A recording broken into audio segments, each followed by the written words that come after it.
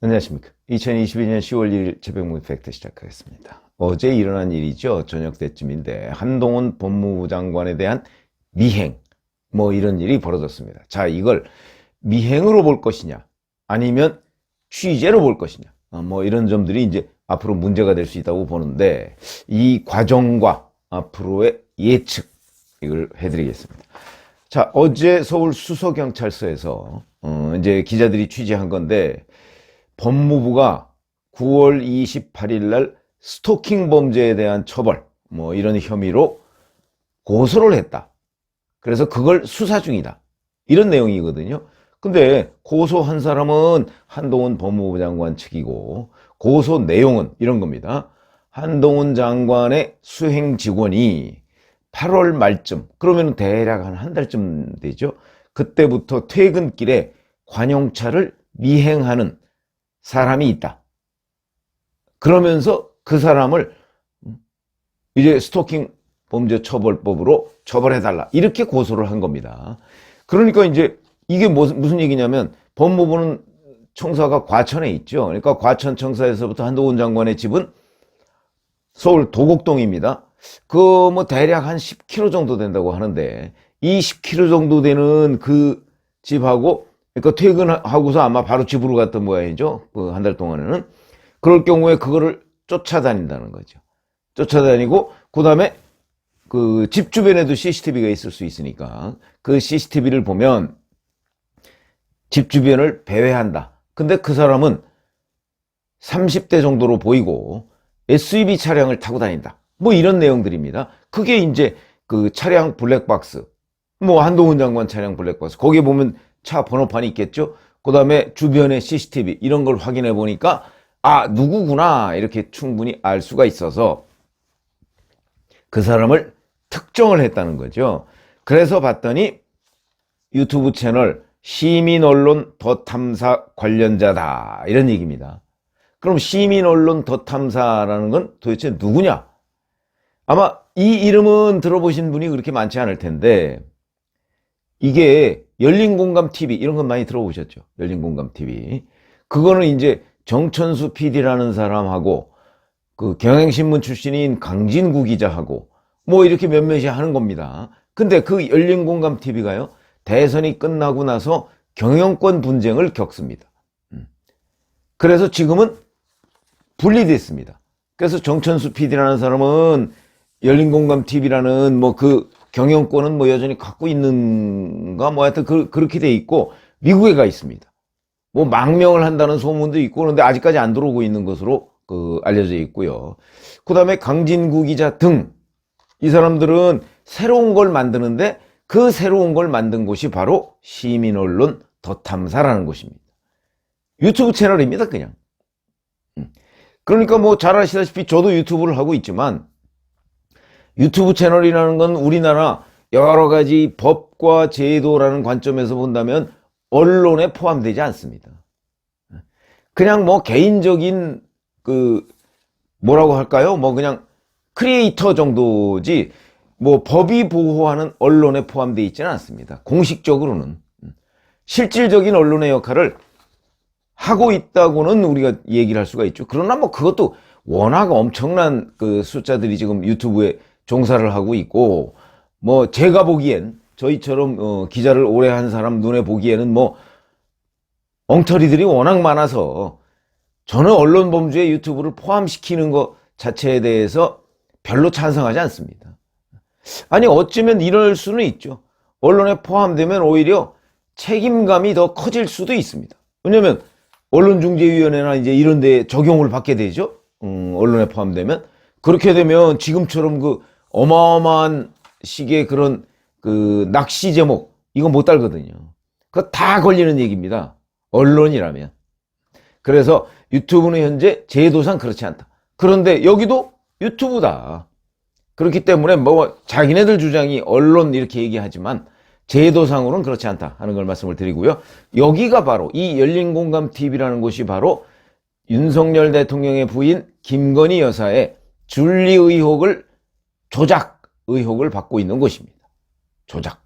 왜 그러냐면 기소가 돼 있죠, 이미. 이 줄리 의혹을 추적하고 있는 또 몇몇 뭐 유튜버들도 있고 기자들도 있습니다. 그 사람들한테 얘기를 들어보면 이건 줄리, 그러니까 호스티스 줄리를 얘기하는 거죠. 유흥업소에 종사하는 줄리.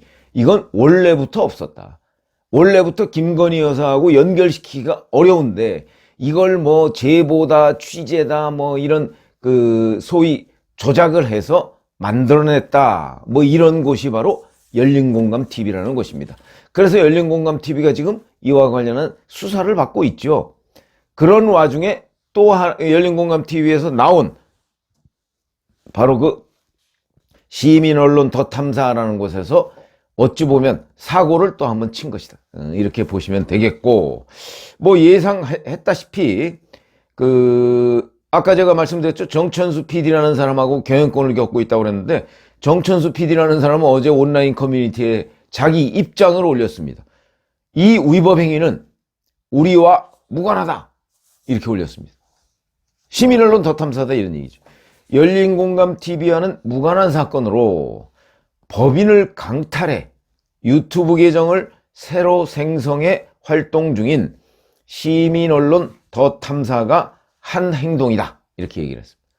열린공감TV는 아무리 정당한 취재라도 위법 행위를 자행하지 않았다. 이렇게 지금 주장을 하고 있거든요. 자, 근데 경찰은 일단 한 장관으로부터 100m 이내 접근 금지 이런 긴급 응급 조치를 했다고 하는데 이거는 뭐 별 의미가 없습니다. 어차피 차량으로 미행하는데 그 뭐 100m 그럼 110m 한다는 거 아닙니까? 110m 뒤에서 따라가면 이 경찰의 뭐 긴급 응급 조치하고 무관합니다. 차량으로 100m 내지 110m가 뭔 차이가 있습니까? 별 의미는 없는 거고요. 자, 당장 이 시민언론 더 탐사라는 곳은 입장문을 냈습니다. 언론의 정당한 취재를 스토킹으로 매도했다. 취재 기자가 업무상 취재 목적으로 제보 내용이 사실인지 확인하기 위해 공직자의 동선을 파악하는 것은 사실 확인을 위한 기본 취재 과정이다. 더 탐사는 지금껏 그래왔듯 권력의 탄압에 당당히 맞설 것이며 경찰 조사를 통해 취재 경위를 밝히고 어설픈 프레임 전략을 타파해 나갈 것이다. 이렇게 주장을 하고 있습니다.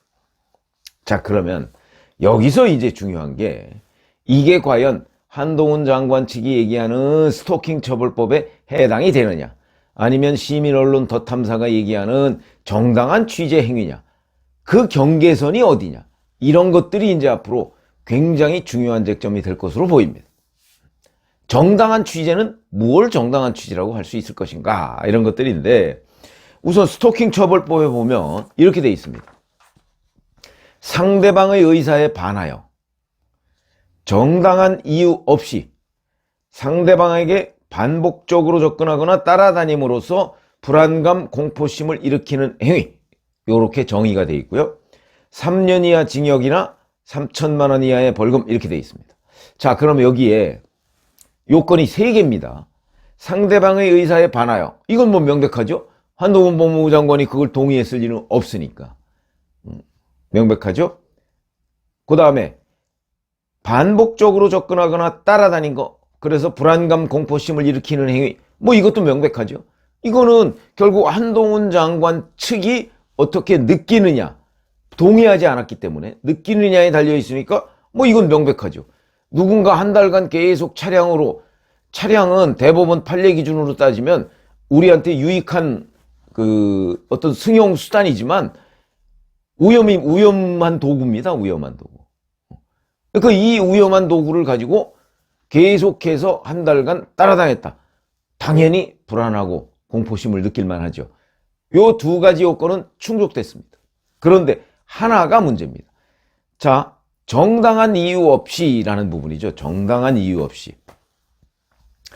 따라다니는 사람 입장에서 보면 다 정당한 이유가 있죠. 예를 들어서 스토킹의 대표적인 사례가 누구를 좋아해서 이런 거 아닙니까? 누구를 좋아하기 때문에 따라다닌 거죠. 자기는 정당한 이유라고 주장을 하지만 객관적으로 보면 좋아한다는 것만으로 뭐 막 몇 달간 그 사람을 따라다니고 뭘 어떻게 한다? 그런 걸 스토킹이라고 한다. 이런 거 아니겠습니까? 그러면 지금 이 시민언론 덧탐사라는 곳은 자기들이 이제 취재 목적이다 이렇게 주장을 하지만 그건 자기들 생각이고, 당하는 사람 입장에서 본다면 한 달간 차량으로 자기를 계속 쫓아다녀가면서 뭐 하는지 이렇게 봤는데, 자, 이게 과연 정당한 취재로 객관적으로 볼 때 받아들여질 수 있을 것인가 하는 부분, 이런 거죠. 그러니까 이거는 정당한 취재냐 아니면 스토킹이냐, 그 두 가지 관점, 그런 두 가지 뭐 경계선상에 있느냐 어떠냐, 요거에 따라서 판단을 내려야 된다고 보는데, 우리가 이런 거 한번 생각해 보시죠. 파파라치라는 거 있지 않습니까? 그러면 파파라치라는 거는 뭐 카메라나 뭐 동영상 뭐 이런 걸 들고 누군가를 뭐 오랫동안 그 사람의 의사에 반하여 정말 촬영을 하기 위해서 대기하다가 뭐 사진 같은 거로 한 건 딱 챙기고 뭐 이런 겁니다.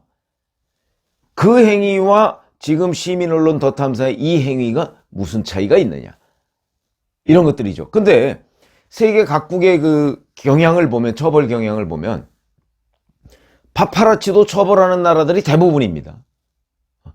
그게 본인이 원하지 않는 촬영을 당하는 거 아닙니까? 도촬이죠, 도둑 촬영. 그렇기 때문에 파파라치도 대부분의 경우 처벌합니다.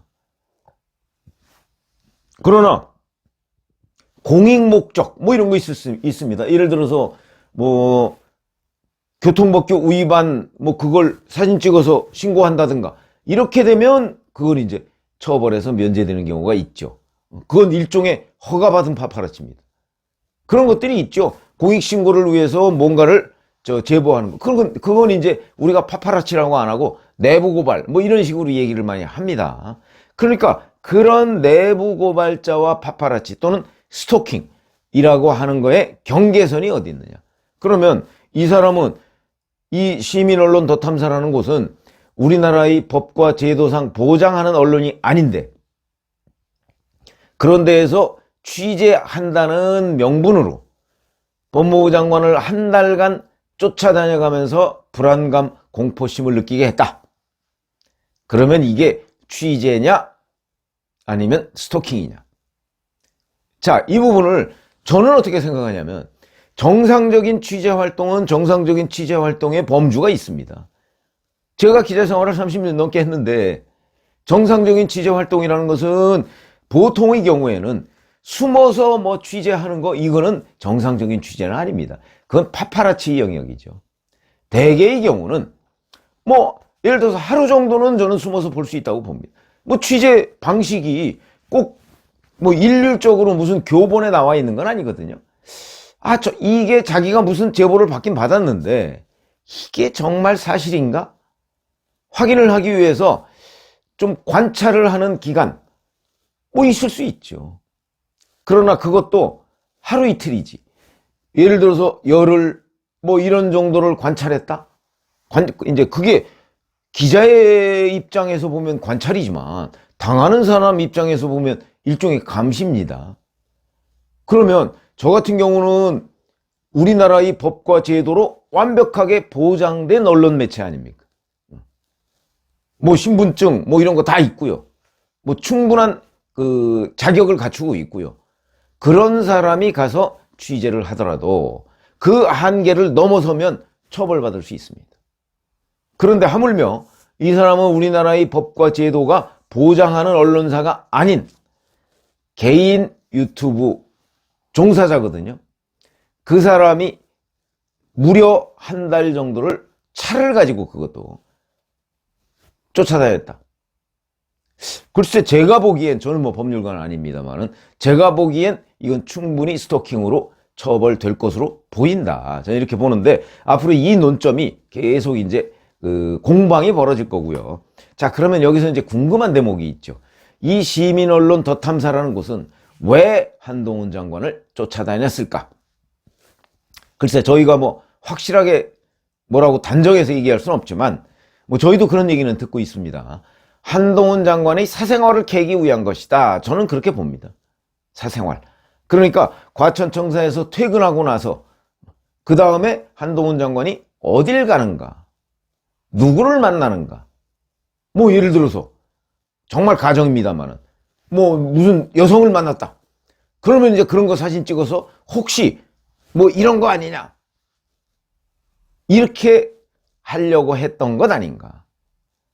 왜냐면 실제 찌라시 같은 데는 그런 것이 돌아다니거든요. 사실인지 여부를 저희도 확인할 수도 없고, 또 뭐 저희 같은 예를 들어서 정상적인 그 유튜버 같은 사람들은 뭐 그런 거 쫓아다니지 않습니다. 그게 뭐 그건 누굴 공격하기 위한 아이템 아닙니까? 설령 그게 사실이라 할지라도.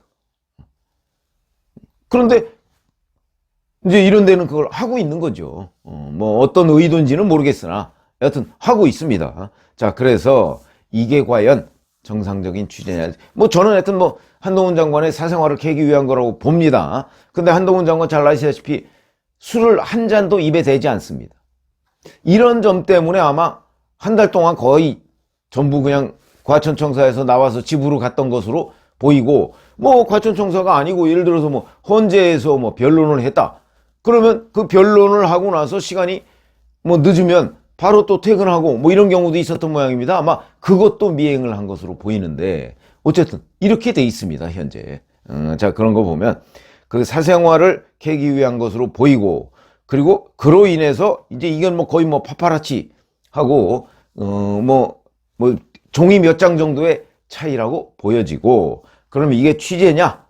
뭐 이런 부분은 앞으로 이제 이렇게 지금 공방을 벌이고 있으니까 저는 취재보다는 스토킹, 미행이라고 보는 입장이죠. 그래서 이 부분은 뭐 궁극적으로는 경찰이 지금 수사하고 있으니까 경찰 수사 결과에 따라서 결정이 될 것이고, 최종적 확정은 결국 법원에 가서 판정이 되지 않을까, 이렇게 생각을 합니다. 고맙습니다.